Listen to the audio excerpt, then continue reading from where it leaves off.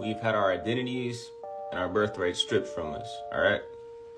Listen, I'm going to talk about a few different things, but it's all to help you understand the one big picture, okay? So look, the term African American is a federal government term describing property. Listen to me clearly, describing property, not a race of people. Property has no race classification. Property has no human rights. For example, Trayvon Martin was considered property owned by the United States of America, which is a corporation. He had no human rights. African American is a 14th Amendment citizen made property by Executive Order 13037, signed into law by Bill Clinton. In 2010, a so-called African American black discovered that his family bloodline was type O, like many dark people living in Memphis, and his family descended from Mississippi, Tennessee, Arkansas regions, which is the historic homeland to hundreds of thousands of dark-skinned indigenous people who the Spanish invaders called Indians or Indios. Unfortunately, because they were dark, the Indians, the U.S. legally, unlawfully classified each as a Negro.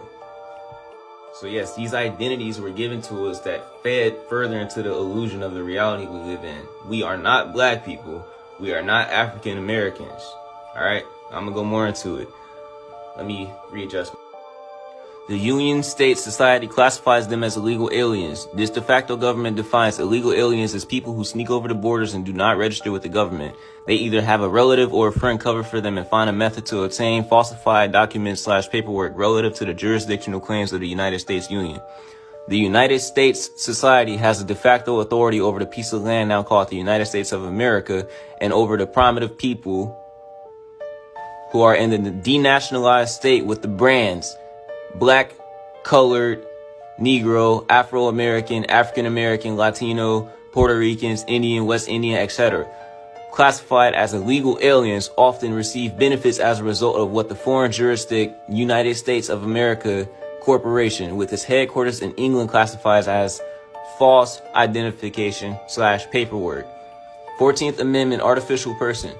This is the status. It's so hard to read with my head in the way. Fuck. Alright, so look. Y'all just pause and read that real quick. So with this being said, we all have been denationalized. Denationalized. We have no actual nationality if we want to consider ourselves a citizen. Okay? Because in order to be considered a citizen, you must have a common share. You must share a common wealth. And stop fooling around, agitating yourself, believing that you are some people. Master Farad Muhammad said that we are the original man. I never yet in 50 years heard Master Farad, neither Messenger Elijah Muhammad, say that we was the land. Oh, baby, we got another one. And of course, it's the peanut gallery again. And I'm sure by now, you know when you see this face, you know what I'm about to do. This is a book called 103 Amazing Facts About the Black Indian of the Western Hemisphere. And oh baby, it's a doozy. You ought to love it. Cause as you can see here, it says the Black Indian has existed in the Western Hemisphere since time immemorial.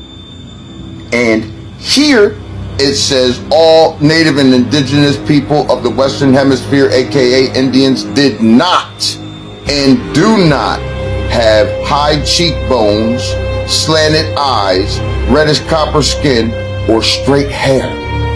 And as you can see here, it says the native or indigenous people of the Western Hemisphere, aka Indians, built pyramids and pyramid mounds, just like the ancient Egyptians.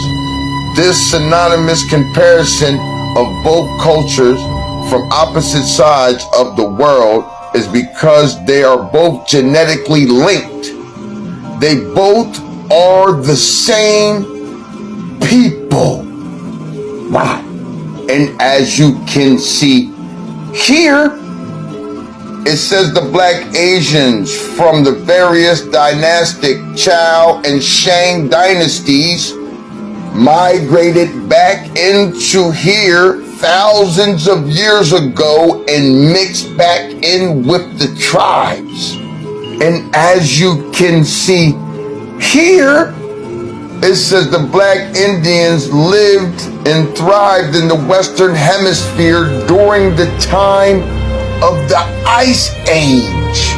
They occupied the regions of what is now known as Southern North America, Mexico, Central and South America, down by the equator, where it is hot and warm. And as you can see here, it says certain dark-skinned native indigenous to the Western Hemisphere, aka Indians, were given the ultimatum: go to Oklahoma and be Indians on the reservation, or stay where you are and be reclassified as Negroes. You gotta think about it. Nigga, it literally took 8 months just to get to goddamn Africa. Then you gotta goddamn snatch the niggas up and then take 8 months back, okay? You might as well enslave the niggas already over here. And then niggas say, well, Vaughn, our people over here already died from disease. Nigga, that don't even make sense, because nigga, if the Native Americans died from disease, you telling me the Africans did it? Nigga, the Africans was so-called on a boat for motherfucking months with no food, no water, and piss and shit. And you telling me they survived that? And they around the same Caucasians with the same motherfucking disease, and they survived that. Nigga, they would have showed up in the Americas dead as hell, okay? So they didn't go to damn Africa, my nigga. All they did was change your name into an African American. You was already here, bro. You feel me? The original definition of American is a native of America, and originally applied to the Aboriginals or copper-colored races. What the fuck is the argument? Like what's the argument? Like what's the original definite 1828 Webster Dictionary? This means, nigga, and 200 years ago, literally, the definition of American was you. The definition of Native American was literally you 200 years ago. So a Native of America originally applied to the Aboriginals or copper-colored races. It's only one copper-colored race on this motherfucking planet, okay? But now, found here by the Europeans, but now applied to the descendants of Europeans born in America. Okay, the original definition for American was applied to the native copper-skinned people of the Americas. What's really the motherfucking argument? What's really the argument? That's the original definition. You can go look that up yourself. You feel what I'm saying? Moving on. And then you can go, even before I even move on, then you can even go read Christopher Columbus, okay, and all the other explorers journals. They said the first niggas they seen when they got over here was oily black skinned people. Moving on. Number 3, okay, so now that you understand that the first Native Americans were melanated, okay, they claim that they went to Africa to get slaves because Native Americans all died from disease and Africans had stronger genes suited for slavery. Now, since we realize that Native Americans and Africans are the same motherfucking people, that theory doesn't make sense. Why? Because both of us have the same strong melanated genes. So if one didn't survive, then the other wouldn't. It would make more sense to just enslave the melanated people already over here instead of wasting time by going all across the world. Okay? Now, number 4, because I know it's some things like, okay, Vaughn, you spitting, but why would they even lie about all this shit? Like why the fuck would they even waste time and just bullshit like that? Okay. Number 1, so you wouldn't get reparations, okay? You wouldn't get no money. You wouldn't get none of that money that you're own. Nigga, we own billions, and that's just on the 3D level. Number 2, so we wouldn't consciously feel connected to this land and rebel to get it back. Now, what do I mean when I say so we wouldn't consciously feel connected to this land? Okay. For instance, every time a nigga talk about let's go back to Africa and shit, niggas be like, yeah, we could, but like I don't really feel like, I don't really know. Like niggas be like, oh, I don't really know. That's because, nigga, you know this is your home. And at the same time, you be in the back of your head like, damn, like this really ain't even my home. We do gotta go back to Africa. Nigga, this is your home right here. This is your own. So they getting you all psychologically fucked up in your head. You don't know which one to choose. Nigga, this is your home right here. And what do I mean when I say we wouldn't rebel to get it back? What makes you more mad as a melanated being? Oh, we came from Europe. And we went to the Americas, then we went to y'all homeland, Africa, and y'all was in mud huts, y'all wasn't doing shit. And then we put y'all on boats, enslaved y'all, and then we civilized y'all, and now y'all have to do what we say, blah, blah, blah. Or we came all the way to fucking Europe because we don't mind our fucking business and we always trying to goddamn conquer some shit and be the top nigga. We came all the way from fucking Europe over to the damn Americas and we betrayed y'all because you have to understand, when they talk about the pilgrims and Thanksgiving and all that, you celebrating your goddamn demise, nigga. When they talk about, oh, the Native Americans that helped them in the winter and then they killed all those Native Americans, the Native Americans look like us, nigga, okay? So we came all the way from Europe, betrayed y'all, and then we later enslaved y'all. And now y'all have to work for us. Y'all have to do what we say. Y'all have to pay bills. Y'all have to even go to boring ass school and y'all have to live in our society because we said so. And now we own y'all land and y'all can't do shit. What makes you more mad? If I handed you a 4.5 or a motherfucking AK and I said, nigga, let's go fuck some shit up and I got 1,000 niggas behind me, which one would make you like, nigga, let's go pop some shit off? The second one, right? Okay, so that's why they didn't tell your ass. Cause nigga, if they would have told our grandma and granddad that shit, nigga, I wouldn't even be making this video right now. Nigga, the elders would have been got that shit popping. Okay, moving on. And watch, the Cherokees themselves are even going to say it. This book is called Mysteries of Western North Carolina. All right, watch this. It says the Cherokees remember a race of white-skinned people who lived in the mountains long before the white man arrived. You see that? Long before the white man arrived. And the first person who got an account of that was a man named Benjamin Barton Smith. All right? He went to go visit with these Native Americans. They're the ones who wrote down in the red record in their Native American Bible that these Negroes were there before them. Watch this. It says, Cherokee legend says that this group of beings was known as the Moon-Eyed People. You see that? The Moon-Eyed People. They were small and had pale white skin, blonde hair, large blue eyes, and were, some sources say, bearded. They were bearded. They were albinos. They were Negroes, but they were albinos. Now, let's go over into Constantine wrapping this book to show you it's talking about the same people. That's why I like to quote, that's why I like to teach on a basic level, because people can't even grasp this. It's no sense to even talking about something deep. I gotta stay on this because people don't understand this part. We've always been here. There's always been black people, so-called black people in the Americas. We've been here since the beginning of time. All that slave trade stuff that y'all heard, all a lie, okay? Am I saying the slave trade never happened? No. What I'm saying is the way they taught us is a lie. That's what I'm saying. Now, this book is called Atlantic Journal and a Friend of Knowledge. It says the black Indians met by the Spaniards in Louisiana in 1543. See Soto's invasion, referring to Hernando de Soto. Then it says the Moon-Eyed Negroes and albinos, same people, same Moon-Eyed people, destroyed by the Cherokees and seen in Panama. They were seen in Panama, in the Isthmus. Same people. But wait a minute, in them other books, they just called them white Indians. And then in the other book, it said as the other Indians. So they call these Negroes Indians too. Say they were destroyed by the Cherokees. What did the Cherokee do? They tried to kill off the entire tribe and take claim to the land. So my family was one of those families. You know, we've got this much Cherokee in our ancestry, and they had some things to kind of back it up. There were like paintings or artifacts, you know, sort of things to be like, oh, actually, no, we do. So imagine their surprise when we did an ancestry test and none, zero to those not indigenous. But then where did these receipts come from to say that we did have this ancestry? Have you heard of the Cherokee land lotteries? I hadn't, but apparently my family won one. So when the Cherokees were ousted from their land, Trail of Tears, all of that, their land was lotteried off. My family bought into the raffle and won one of these plots of land with everything that was still on it from when the family was forcibly removed. This is why we had pictures and artifacts, things that my family just, whitewashed into our story of, oh, this is part of our history. How do I know that? Watch this. Now, this is Benjamin Barton Smith's account when they encountered the Cherokees in that same area where the Moon-eyed people were. Watch this. It says the Cherokee tell us that when they first arrived in the country which they inhabit, you see that? When they first arrived in that country, that means they came from somewhere else. Okay?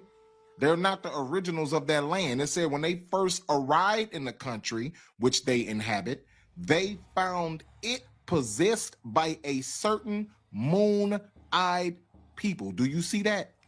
So the land was already possessed by these black people that was already there before these Cherokees just showed up and start trying to claim somebody's territory. And this ain't talking about the original Cherokees, not the original Indian. It says the Cherokee tell us when they first arrived in the country which they inhabit, they found it possessed by a certain moon-eyed people who could not see in the daytime. These wretches they expelled. This curious fact was communicated to me by Colonel Leonard Mayberry, a very intelligent gentleman who has put me in possession of much important information concerning the Southern Indians. The first major piece of legislation that he recommended and got passed was the Indian Removal Act of 1830. This act empowered Jackson to forcibly evict all the Indian tribes living east of the Mississippi River. 5 Indian nations were directly affected. Of the 5, the Cherokee tribe, located in Georgia, chose to fight the eviction in a surprising way. Instead of going on the warpath the way their fathers and grandfathers might have done, this generation of Cherokee Indians took Georgia to court. The case went all the way to the United States Supreme Court. In an historic decision, Chief Justice John Marshall ruled in favor of the Cherokee, saying they did not have to move. But Andrew Jackson thought differently. Jackson said of Marshall, he made his ruling, now let him enforce it. The result was that they were rounded up at gunpoint and forced to move. Their property was seized, and they were forced west. Of course, on the Cherokees' forced march, about 1 out of every 4 Cherokees died en route, which is why they call it the Trail of Tears. It is, without a doubt, the most controversial decision Jackson will make in his career, and is one of the saddest chapters in American history. Soon after issuing the Indian Removal Act, Jackson faced... After taking office, Jackson's first priority is to continue American expansion, and that means more land. Andrew Jackson inherited a country in transition. This was a period in which Americans were continuing to move west. The population was almost doubling every 20 years. And he entered office with one overriding priority above all, and that was to obtain more land. Jackson introduces a plan called the Indian Removal Act, to the horror of his old rival, Davy Crockett. We will be considered the Aboriginal mound builders. Then you had the nomadic ones who lived in the Midwest, who lived in teepees. You see what I'm saying? The Europeans said, you know what? Let's find a way to subdivide these tribes. Let's get the more Mongoloid ones to intermarry with us, take on European customs, and sign treaties to cede away land, and then exclude us outside of that. You see what I'm saying? Even after Abraham Lincoln passed the 4 Emancipation Proclamations, inclusive of 13 minutes, 20 sections, in the Freedmen's Bureau, we were classified as freedmen. Now, a lot of these tribal members that mixed with the European, right, like Stan Wattie, researcher, his name was Stan Wattie, who was signing these treaties, right? When they signed these treaties and ceded away this land, when these treaties was reconstructed, because they had a Masonic covenant with an individual by the name of Albert Pike. Eskimo Native Americans, indigenous people inhabiting parts of the northern region ranging from Siberia to parts of America, Alaska, and Canada, where so-called Native Americans truly come from. This is your true history. Dug holes, put your little thing down there to catch a little fish, pull it up through the hole, that type of bullshit. So-called Native American, TP traveler, Eskimo. Eskimos had teepees and was igloo builders. Igloo builders. What a person wanted a teepee or igloo. They couldn't bring the damn igloo to America. So this explains why all you Native Americans only can say language and blood, DNA tests. Don't have no building, no form, no house, no true physical history in America to really show that you are from here. Because y'all had teepees and igloos. You couldn't travel with the igloo, so you had to travel with the teepee. Did you know that George Washington said the following? If we would agree to take the fezzes and the turbans off the Moors' heads and remove the sandals from their feet and enforce it with severe punishment, and to also swear a death oath between ourselves to religiously and faithfully not to allow anyone to teach the Moorish children who they really were or who their forefathers were, to only allow the Moorish children to be taught that they are truly Negroes, black people, and color folks. 200 years from today, the Moorish people would not know their nationality nor the national name of their forefathers. Also, they would not know from which land or ancestors that they are descended from. This quote came from the minutes of the First Continental Congress, aka the Oddfellows Convention. You see, the truth of the matter is that hundreds of years before Europeans set sail, there were black people, Moorish people, who made the journey and set up towns. They were already here. Guess who this is? If you reside in Mary's land, or how about Baltimore? This is Lord Baltimore. He kind of swarthy. This is my great grandfather, and I'm so excited to finally get this proof. Attention Marylanders, Baltimoreans, Lord Baltimore. He was black and he was a Moor. So I've been doing some research and I came across this book, as you can see, in the Library of Congress, right? This book, The Original History of America, Ancient America, the original history of ancient America. I'm just gonna leave this right here so you can read what it say right there. But how about this? The present writer will not yield to any man in the firm belief that the Aborigines of North America, but North America only, and the ancient Israelites are identical. Bruh, what is going on, fam? Bruh. Suspicion has asserted that all the natives of the continent of Columbus might probably have been originally of Hebrew. Come on, hey man, come on. Bruh, again, look, this book is available on the Library of Congress, okay? Ooh, I got some good stuff today. Can't wait to drop this dime. But I know you guys are going to like this one. But first, I want to give a shout out to the queen here. I went over one of her videos, and yeah, it most definitely gave me a good book to go look at. So you remember when I said I was going to show you some more information about people of this, land that we're on, right, in the Americas? Well, why don't you read this right here? The Aboriginal Race of America. Google it. It's free. You're welcome. So yeah, this is, one of the few pages that I had to take a picture of. Basically, this is basically them admitting that it was no question that the original people of this land were people with fair tone, such as myself, to a complex color of black. Interesting, right? Secondly, it was also saying that the physical and the characteristics of the people were such as Negro, similar to the Ethiopian tongue.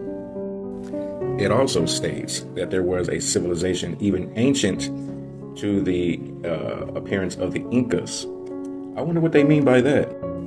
I don't know. Maybe they might be talking about these people here.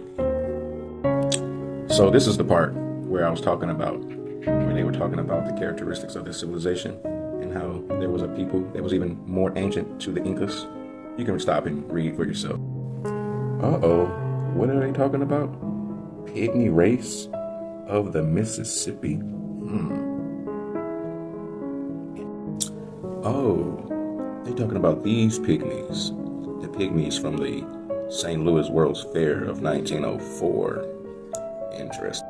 I'm just gonna drop this right here. Okay. Which brings me back to this right here. How they found this Ramsey II in South America and hello, come on. Remember I told you, south is up, north is down, east is this way, and west is that way. It's not north, south, west, and east. It's backwards. Remember, Incas, Mayans, the original black civilization of Mexico. It's all in our face. I'm going to take this a step even further. Watch this. So the quote is that white privilege is saying that black people destroy neighborhoods while forgetting that white people have destroyed continents. First of all, what neighborhoods are we talking about? Are we talking about the fact that in the 1980s and 1990s, crime was statistically higher in black and brown neighborhoods? Sounds like we're talking about the emergent ghettos of the 1980s. Well, how did we get to the emergent ghettos? We got there because post-slavery, there was segregation. They got pushed into the emergent ghettos, and then obviously we know the history of vagrancy statutes, the black codes, which made it illegal for black people to be unemployed, but at the same time it was not possible for them to be employed. We know the history of redlining in the United States, which made it impossible for black people to own properties. So with no prospect for survival, this led to what? It led to black and brown communities having to turn to crime for survival. Then the war on drugs, Reagan's war on drugs, the Anti-Drug Abuse Act of the 1980s. What did that do?